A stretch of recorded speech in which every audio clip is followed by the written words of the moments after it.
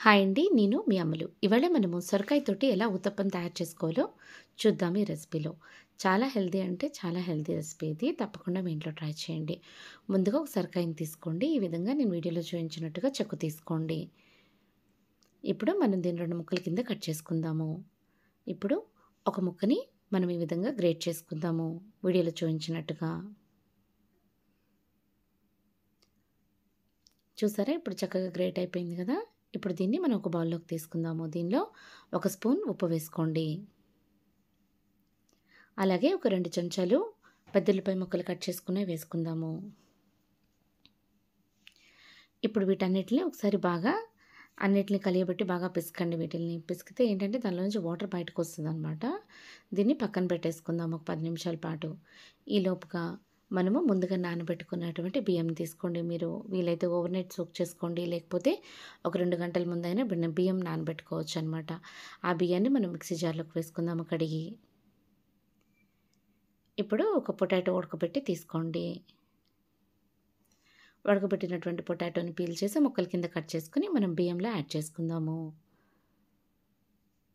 ఇప్పుడు మూత పెట్టి దీన్ని గ్రైండ్ చేసుకుందాము. ఇప్పుడు కచ్చాపచ్చాగా నలిగిన పిండి ఉంది కదా! ఇప్పుడు దీనిలో మనం ఏం వాటర్ ఏద్దామంటే మనము ఆల్రెడీ ముందుగా నానబెట్టి పెట్టుకున్నటువంటి సొరకాయ ఉంది కదా! ఉల్లిపాయ దాన్ని బాగా స్క్వీజ్ చేయండి. ఈ విధంగా స్క్వీజ్ చేస్తే ఏంటంటే మీకు దానిలో నుంచి నీరొస్తదనమాట బయటికి. ఆ నీరుని మనం ఈ పిండిలో వేసుకొని గ్రైండ్ చేద్దాము. దానివల్ల ఏంటంటే మనకి పోషకాలు పోకుండా ఉంటాయన్నమాట. సో, ఇక్కడ చూసారు కదా! ఈ విధంగా నేను వీడియోలో చూయించినట్టుగా సొరకాయలోని నీటిని సెపరేట్ చేసుకోండి.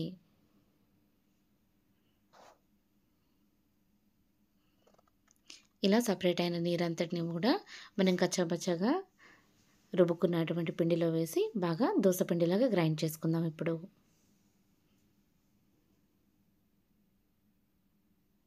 ఇప్పుడు పిండి చక్కగా గ్రైండ్ అయిపోయింది కదా! ఇది మనం బౌల్‌లోకి తీసుకుందాము.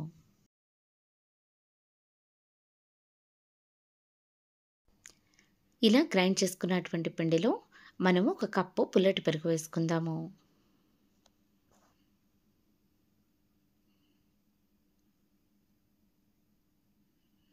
ఇప్పుడు దీన్ని బాగా కలియబెట్టండి.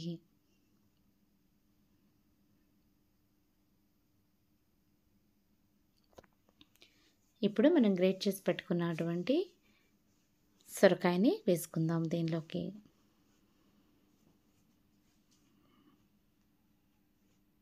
అలాగే ఒక గుప్పెడు కొత్తిమీర ఆకులు, అలాగే ఒక చిన్న అల్లం ముక్క కట్ చేసుకోండి. టేస్ట్ బావుంటదనమాట ఫ్లేవర్ కోసం. అలాగే ఒక 2 పచ్చిమిరపకాయలు చిన్న చిన్న ముక్కలుగా కట్ చేసుకొని ఈ మిశ్రమంలో వేసుకోండి. ఇప్పుడు దీనిలో ఒక చెంచా మిరియాల పొడి, అలాగే ఉప్పు రుచికి సరిపడినంత ఉప్పు వేసుకోండి. ఇప్పుడు వీటన్నిటిని బాగా కలియపెట్టండి. ఇప్పుడు ఇలా కలియపెట్టిన దాన్ని మనం పక్కన పెట్టుకుందాము. ఇప్పుడు మనం పోపు తయారు చేసుకుందాము దీనిలో వేయడానికి. స్టవ్ మీద కడాయి పెట్టండి. ఒక 2 చెంచాల నూనె వేసుకోండి. ఇప్పుడు దీనిలో పోపు దినుసులు వేసుకొని దోరగా వేయించండి. చివరిగా కరివేపాకు వేసుకొని దించుకొని మనం ముందుగా తయారు చేసుకున్నటువంటి సొరకాయతో తయారు చేసుకున్నటువంటి బ్యాటర్‌లో వేసుకుందాము.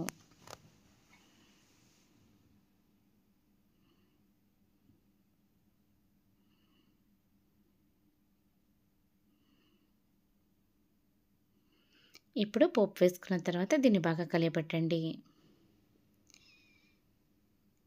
కలియపెట్టి ఒక 10 నిమిషాల పాటు దీన్ని పక్కన పెట్టండి. ఈలోపు మనం ఉత్తప్పంలోకి మంచి చట్నీ తయారు చేసుకుందాము.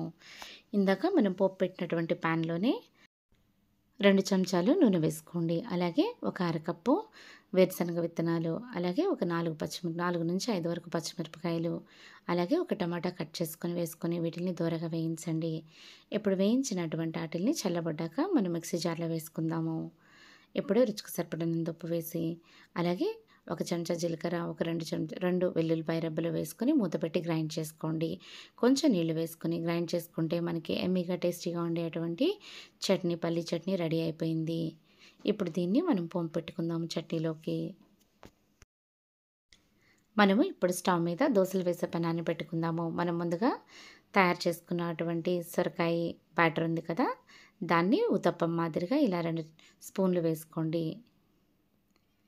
ఈ విధంగా వేసుకొని పాన్ మీద ఇలా స్ప్రెడ్ చేయండి. మీడియం ఫ్లేమ్‌లో పెట్టి బాగా కాల్చండి.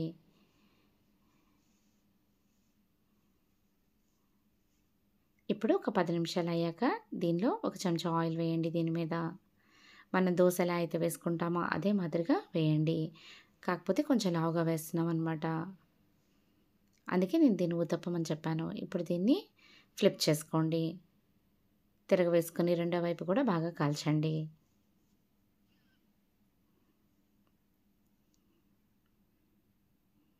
రెండో వైపు కూడా బాగా కాలిపోయినాక మనం ప్లేట్‌లోకి తీసుకుందాం దీన్ని. ఈ విధంగా మన దగ్గర ఉన్నటువంటి సొరకాయతో తయారు చేసినటువంటి బ్యాటర్‌ని మనము ఈ విధంగా ఉత్తప్పంలాగా అన్నీ వేసుకుందాము. ఇది ఎంతో హెల్తీ. మీరు దీన్ని బ్రేక్‌ఫాస్ట్ కింద తినొచ్చు. అలాగే మీరు ఈవినింగ్ రైస్‌కి బదులుగా ఇది కూడా తినొచ్చనమాట. చాలా హెల్తీ. తప్పకుండా మీ ఇంట్లో ట్రై చేయండి. మీ పిల్లలకు కూడా పెట్టండి.